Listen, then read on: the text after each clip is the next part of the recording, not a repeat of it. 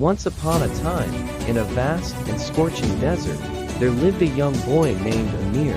He was a kind-hearted and curious boy, always wandering through the dunes with a small leather flask of water by his side. The sun blazed fiercely over the golden sands, and the wind whispered tales of distant lands.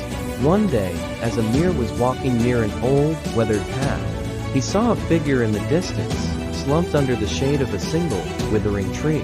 As he got closer, he realized it was a poor man, dressed in tattered clothes, his face pale and cracked from the heat. The man looked weak and parched, his lips dry, and his eyes hollow with thirst. Amir's heart sank. He quickly approached the man and knelt beside him. "Sir, are you all right?" Amir asked with concern.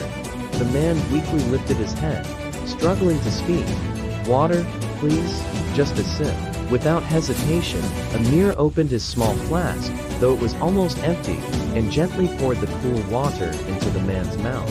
The poor man drank slowly, savoring each drop as if it were the finest of nectar. Gradually, strength returned to his body, and he sat up, his eyes filled with gratitude. "You've saved my life," the man whispered. "I was lost, wandering for days without water. I thought I would perish here." Amir smiled and handed him the rest of the water. "Take it, sir. You need it more than I do." The man's eyes widened. "But what about you, young boy?